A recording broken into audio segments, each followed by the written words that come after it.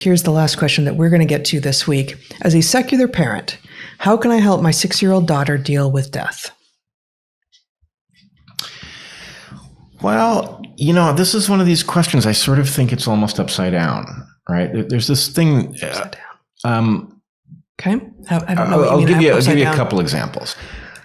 A father whose son had been attacked by a mountain lion, and the father had courageously fended off the mountain lion, and the child was injured but pretty well okay, was asked how his son was doing. And he said, it's odd. He's obviously a little shaken by it, but in some sense, he's so young that he doesn't know that this isn't just something that happens, right? Likewise, in Afghanistan, 20 years ago, somebody was talking about these kids who had nerves of steel, and, bombs could be going off not too far away, but because it was what they knew, it didn't throw them the way it would throw you or me.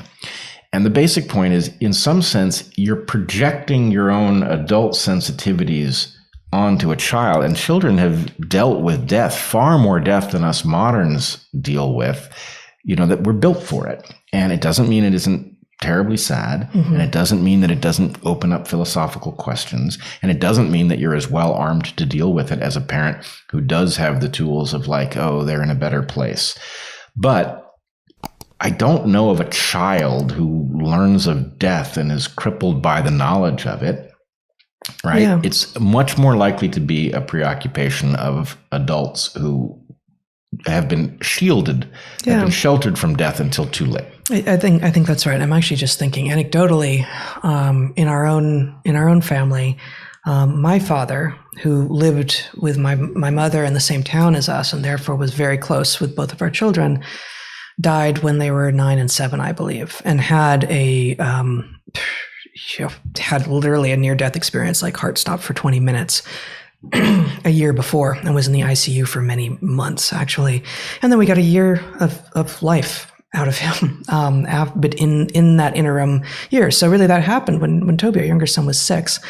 And there's a lot to say about this, but never, ever did it occur to either of us to protect our children from their grandfather as he was getting sicker and as he was, at risk of dying several times. And then, he made it through when he had many, many, many months of remarkable health before dying a year later. In fact, really, it was almost the opposite. It was the opposite. My parents had moved up to Olympia to be with us and really to be with their grandchildren. And they spent, I think they picked them up at that point, from school 3 days a week. And they spent, and we spent at least one evening, all of us at their house having dinner together. But, the kids spent a lot of time with their grandparents. And the idea that this would have been a moment to pull back, to, protect the children from an understanding that their grandfather was sick. No, we wanted them to lay down more memories of their grandfather, in case he did die, which ultimately he did.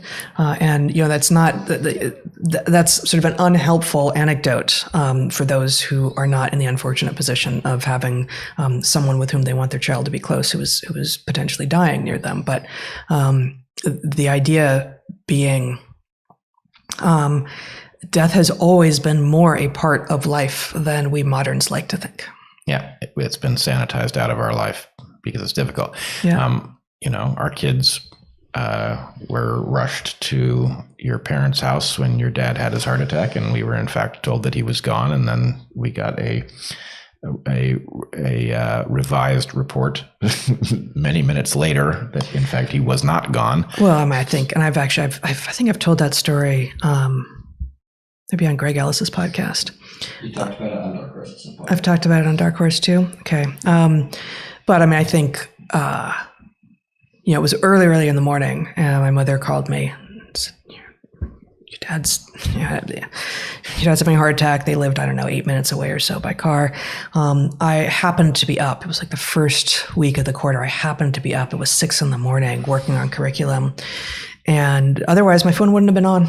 And I think my father would have died because I said, okay, I'm coming over. And I ran upstairs to get socks or something and wasn't totally quiet and woke you and said, I have to go. My dad's having a heart attack. And you sat up. You said, I'm getting the boy. I said, no, God, no. I am going. And you said, no. Yeah, we had to be there. And you drove, and therefore it was, 2/3 the time that it should have taken, as opposed to the usual short time that it would have taken. And I asked you to stay in the car with the boys. I said, I don't know. And there were, 3 or 4 emergency vehicles in the driveway. And by this time, it's like 6:20 or something. And I went, and the door was locked, which is weird. And I banged on it, and my mother opened it. And there was like 8 or 10 first responders. My dad is on the floor. My dad was a big guy, and there were, 8 or 10 guys working on him. And my mother said, he just told me he's gone. And I hugged my mom, and very shortly thereafter, you guys knocked on the door. And I don't know if it was 3, 4, 5 minutes after I'd gone in, but there you were once again, disobeying my request to stay in the car. 35 seconds. Well, it wasn't minutes later then, because you had said minutes later, which is why I guessed that. Hold on. And you came to the door. I opened the door, and it was you standing there with our 2 little boys, right? Yep. Like 6 and 8. And it was all men, all these first responders sort of, who keeps coming to the door at this point, right? Like it's 6:30 in the morning, and you've got these 2 boys who are standing there it's clearly their grandfather, and they clearly love him, and they'd already been working on him for 20 minutes, and who knows how long before that his heart had stopped. They hadn't been there before that. And they brought him back.